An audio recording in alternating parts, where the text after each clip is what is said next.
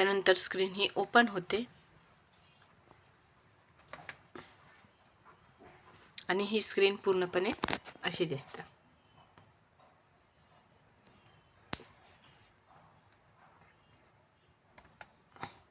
असे दिसते. तुम्ही स्क्रीनवर बघू शकता, जसं की तुम्हाला स्क्रीनवर सगळ्या गोष्टी दिसतात. Customers, item, suppliers, account, purchase, sale, payment, receipts, petty cash, credit note, bank entry, debit note, ledger, stock, day एंडिंगची जे काही पोस्टिंग असते, जेणेकरून पुढच्या डेला हे होते, म्हणजे बॅकअपची सुविधा असेल किंवा आज दिवसभरामध्ये जेवढे ट्रान्झॅक्शन झालेले आहेत ते टॅली करणे, कॅश किती आहे, बँकेत किती अकाउंट आहे, account list, GST reports, expiry reports, item sale purchase report, purchase, petty cash, day book आणि इंटरेस्ट कॅल्क्युलेटर, ह्या सगळ्या गोष्टी होम स्क्रीनवर दिलेल्या आहेत. जेणेकरून एखादा कस्टमर जरी सॉफ्टवेअर हँडल करत असेल किंवा सॉफ्टवेअर हाताळत असेल, तर त्याला कोणत्याही प्रकारचा अकाउंटिंग कोर्स किंवा डेबिट क्रेडिट किंवा जे काही कॉमर्सच्या जनरल असतात किंवा अकाउंटिंग नॉलेज असतं, याची कसलीही गरज त्याला पडत नाही. तो एकदम इझिली हँडल करू शकतो. त्याने कोणत्याही प्रकारचा कम्प्युटर कोर्स केलेला नसेल तरी तो सगळ्या गोष्टी हँडल करू शकतात.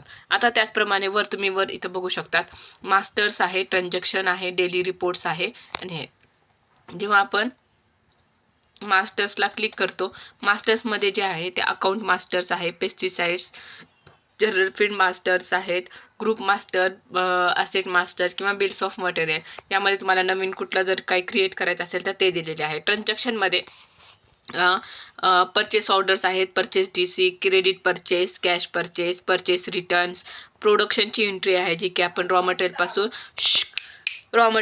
प्रोडक्शन गुड्सपर्यंत बनवतो. कोटेशन आहे, sales order, sales DC, cash sale, credit sale, होलसेलची एंट्री आहे, जे आपले होलसेलचे कस्टमर वेगळे असतील त्यांची प्राईस वेगळी असते, त्यांना देणारचे आयटमचे रेट वेगळे असतात, त्याची एंट्री तुम्ही सेपरेट करू शकतात. पेस्टिसाइडचा सेल आहे, पेस्टिसाइडचा सेलचा जो काही बिल फॉर्मॅट असेल किंवा पेस्टिसाइडचे जे काही वेगळा बिल फॉर्मॅट रेडी करायचा असेल त्याची एंट्री करू शकता. Sales return, payment voucher, receipt voucher, debit note, credit note, bank entry, general entry, petty cash, stock transfer आणि युनिट कन्वर्ट.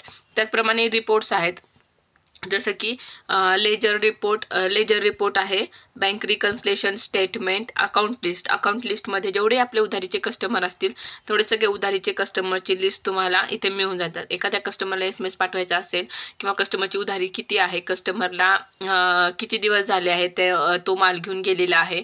त्याचप्रमाणे GST रिपोर्ट आहे, GST रिपोर्टमध्ये R1 report, R2 report, B2B report, B2C report, C2C report आणि C2 ते dealer report, हे सगळे reports तुम्हाला यामध्ये मिळतात. पेटी कॅश रिपोर्ट्स आहेत, पेटी कॅशमध्ये दिवसभर दुकानामध्ये जे काय आपण नॉर्मल छोटे छोटे खर्च करतो त्याची एक मेंटेन करण्याची वही असते, ते पेटी कॅश रिपोर्ट्समध्ये असते. ड्यू रिपोर्टमध्ये आउटस्टँडिंग रिपोर्ट आहे, डे वाईज रिपोर्ट आहे, अमाऊंट वाईज रिपोर्ट आहे. स्टॉक रिपोर्टमध्ये आपल्याला ओपनिंग स्टॉक रिपोर्ट आणि क्लोजिंग स्टॉक रिपोर्ट असे 2 रिपोर्ट दिलेले आहेत.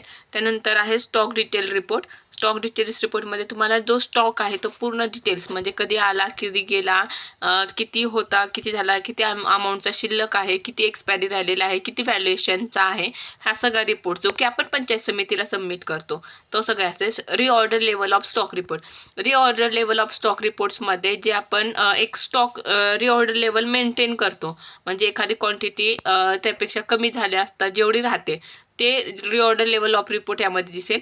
प्रॉफिट रिपोर्टमध्ये जो काही प्रॉफिट रिपोर्ट असेल, आपल्या एखाद्या प्रोडक्टचा आपल्याला परचेस रेट, सेल्स रेट आणि त्यामध्ये निघणारं मार्जिन हे पर्सेंटेजमध्ये असो किंवा अमाऊंटमध्ये असो, ह्या सगळ्या गोष्टी तुम्हाला इथे दिसतील. ट्रान्झॅक्शन रिपोर्ट्समध्ये जे काही आपण बिलिंग करतो, परचेस ऑर्डर असेल, परचेस DC असेल किंवा क्रेडिट परचेस असेल, क्रॅश परचेस असेल, सेल्स DC असेल, सेल्स रिटर्न असेल, होलसेल असेल किंवा पेस्टिसाइड सेल असेल, ह्या सगळ्या जे सेल्सचे बिलिंग असेल त्यामध्ये काही चेंजेस करायचे असेल किंवा आपण मारलेले बिल बघायचे असेल तर तुम्हाला हा ट्रान्झॅक्शन रिपोर्ट्स असतो.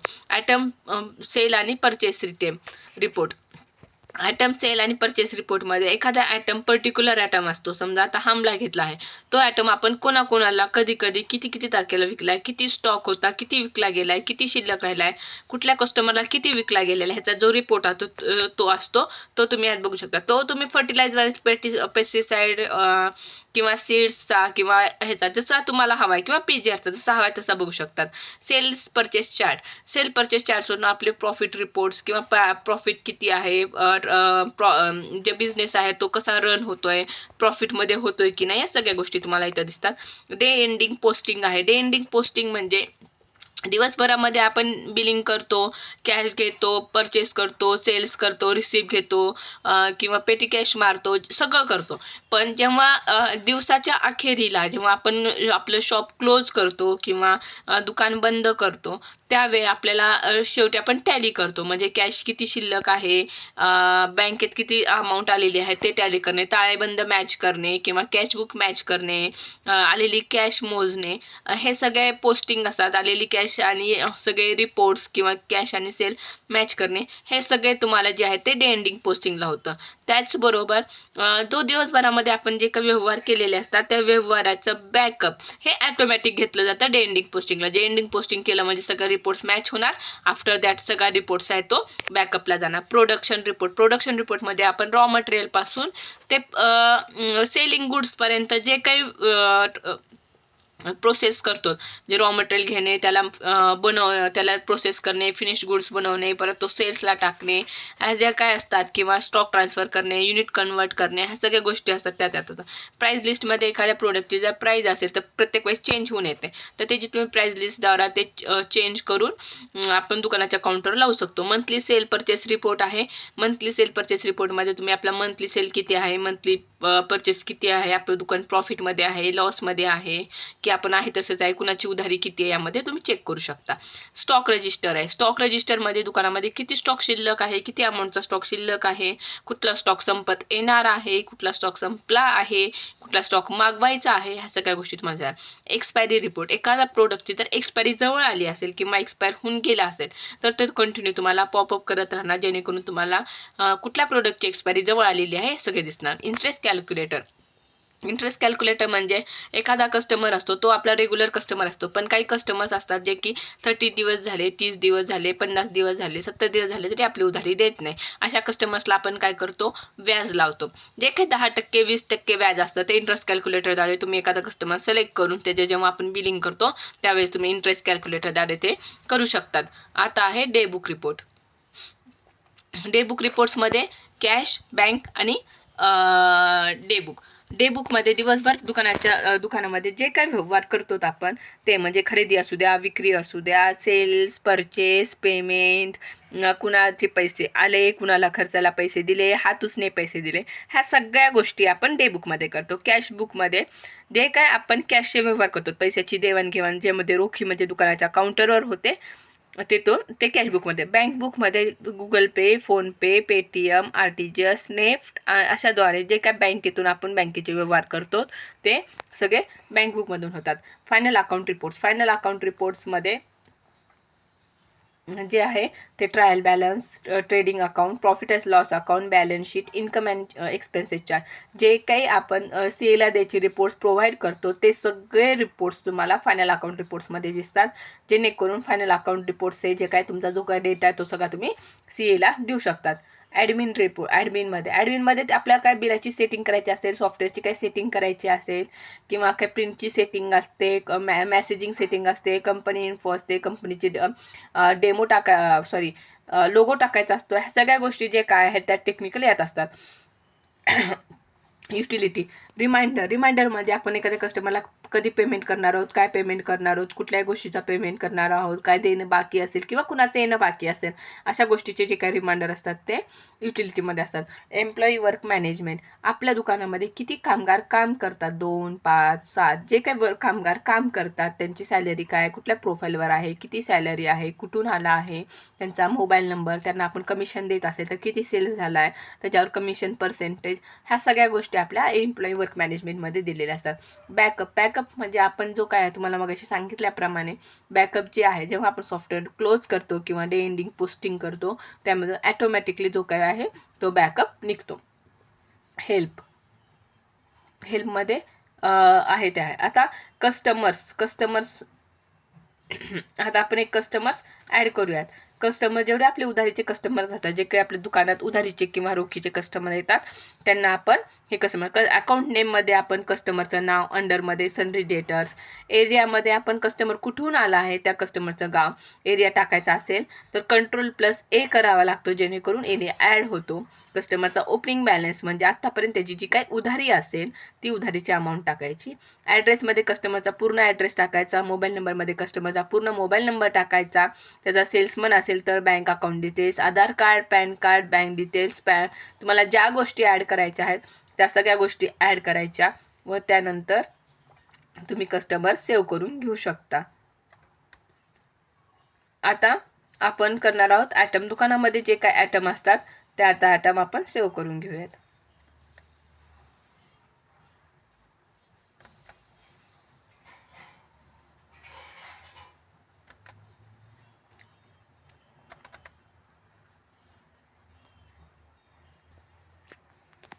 हे बघा, जेव्हा आपण दुकानातला स्टॉक मेंटेन करत असतो तेव्हा आपल्याला दुकानातले ॲटम करायचे असतात. ॲटम नेममध्ये दुकानात जे काही ॲटम असतात त्या ॲटमचं नाव, ॲटम टाईपमध्ये फर्टिलायझर, पेस्टिसाइड, सीड्स, हार्डवेअर, किंवा हर्बल साईड असतं, कॅटल फीड असतं. जे काही कंपनी नेममध्ये जे काही त्याचं कंपनीचं नाव असेल ते कंपनीचं नाव टाकायचं आहे. पॅकिंग साईजमध्ये त्याची पॅकिंग साईज टाकायची आहे. MRP टाकायचं आहे. CGST SGST हे ॲटोमॅटिक येणार आहे जेव्हा आपण ॲटम टाईप सिलेक्ट करतो. पेस्टिसाइड असेल तर 18%, फर्टिलायझर असेल तर 12%, सीड्स असेल तर 0. त्यानंतर त्याची जे आहे क्रेडिट रेट येणार आहे, सेल्स रेट येणार आहे, होलसेल रेट, तुम्ही HSN कोड, ह्या सगळ्या गोष्टी येतात. खाली क्वांटिटीमध्ये आपण क्वांटिटी टाकणार आहोत. जो काय आपला खरेदीचा रेट असणार आहे तो खरेदीचा रेट टाकणार आहोत. गोडाऊन टाकणार आहोत. गोडाऊनला counter, batch number, manufacturing date, expiry date टाकणार आहोत. त्यानंतर ॲड करणार आहोत आणि सेव्ह करणार आहोत. अशा प्रकारे जो काही दुकानातला स्टॉक असेल तो दुकानातला पूर्ण स्टॉक आपण ॲड करून घेणार आहोत. आता आपण एक सेल्सची एंट्री बघूयात.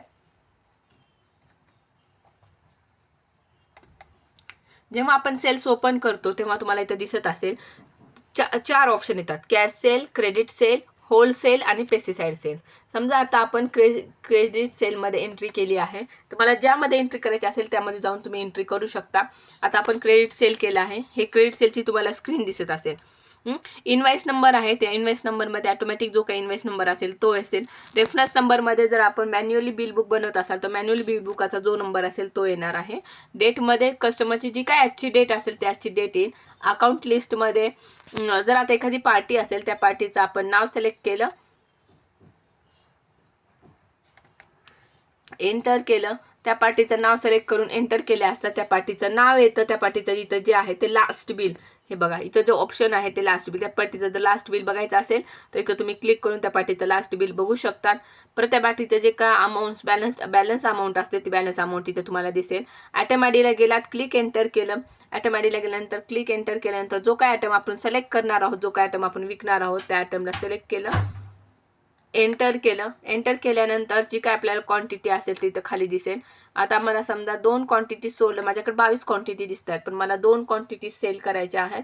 तर मी 2 क्वांटिटी टाकल्या. जो काही रेट आहे तो रेट तुम्ही ऑन द स्पॉट चेंज करू शकतात, MRP चेंज करू शकतात.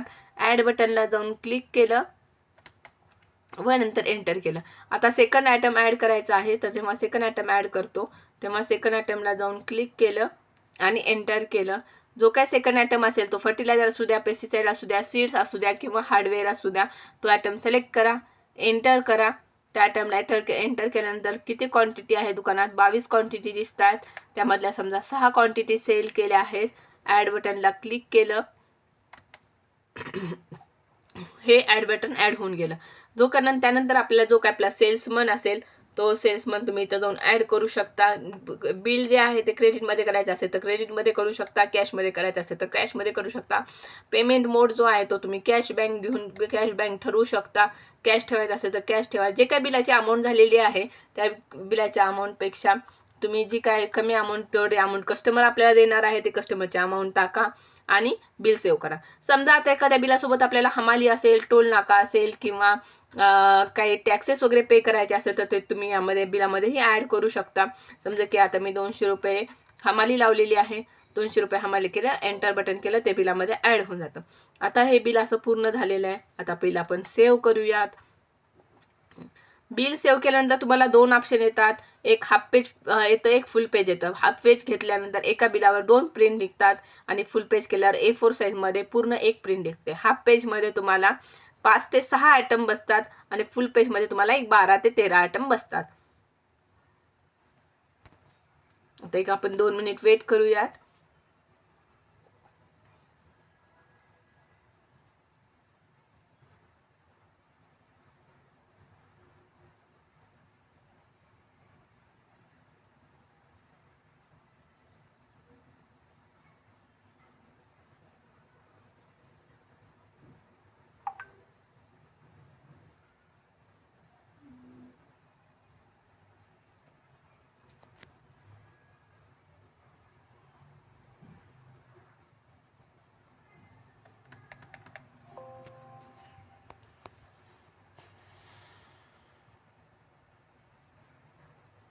हे अशा प्रकारे जे बिल आहे ते पूर्ण निघतं. डेमोच्या इथे आपल्या दुकानाचा जो काही लोगो असेल तो असेल. तुझ्या कृषी सेवा केंद्राच्या इथे दुकानाचं नाव, दुकानाचा ॲड्रेस, खाली डीलरचं नाव, प्रोप्रायटरचं नाव, डाव्या हाताला पूर्ण लायसन नंबर्स असेल, GST नंबर असेल, इनवाईस नंबर, ऑर्डर नंबर, इनवाईसची डेट, ऑर्डरची डेट, आपण कुणाला माल दिला आहे त्या कस्टमरचं नाव, कस्टमरचा ॲड्रेस, मोबाईल नंबर, GST नंबर, कुणाला माल जर तिसऱ्या व्यक्तीला पाठवायचा असेल तर त्या पार्टीचं नाव, त्या पार्टीचा ॲड्रेस, त्या पार्टीचा मोबाईल नंबर, त्या पार्टीचा GST नंबर, ट्रान्सपोर्टेशन मोड कसा असेल, व्हीकेल नंबर टाकायचा असेल तर इथेच item name, company name, HSN code, batch number, expiry date, quantity, rate, GST number, total अशा प्रकारे पूर्ण बिल असेल. त्यानंतर ह्या बिलामध्ये तुम्हाला 12 ते 13 आयटम बसतात. तसं मी सांगितल्याप्रमाणे इथे जे आहे ते खाली टर्म्स अँड कंडिशन असेल, GST असेल. त्यांना बँकेतून जर ते बँक ट्रान्सफर करणार असेल तर बँकेचे अकाउंट, बँकेचा IFSC कोड, QR कोड, पूर्ण आपण जी काही त्यांना टॅक्सेबल अमाऊंट झालेली आहे ती टॅक्सेबल अमाऊंट काय, आम्हाला त्यांना चार्जेस लावलेले असतील तर चार्जेसची अमाऊंट, त्या कस्टमरने जी काय आपल्याला कॅश अमाऊंट दिलेली आहे ते कॅश अमाऊंट, टोटल बॅलन्स किती शिल्लक आहे तो, खाली टर्म्स अँड कंडिशन्स, जे काय पार्टीचं नाव असेल ते पार्टीचं नाव, त्याची साईन आणि रिसिव्हरची साईन. अशा प्रकारे परिपूर्ण बिल हे आपल्या सॉफ्टवेअरमध्ये रेडी होतं. सॉफ्टवेअर हे वापरायला अतिशय साधं, सरळ आणि सोपं आहे.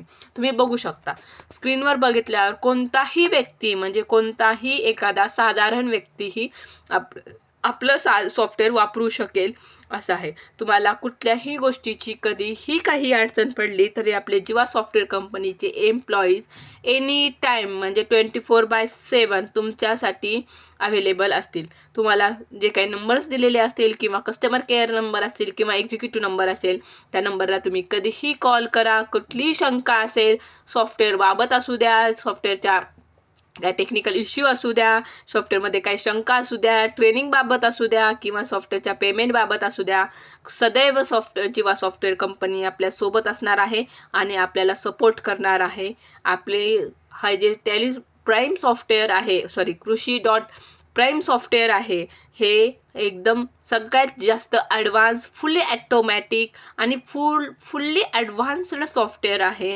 हे परिपूर्ण असं सॉफ्टवेअर जीवा सॉफ्टवेअर कंपनीनी कालच लॉन्च केलेलं आहे आणि प्राईज मात्र फक्त 12,500 रुपये आहे. तरी तुम्ही काही शंका असल्यास कंपनीशी संपर्क करा.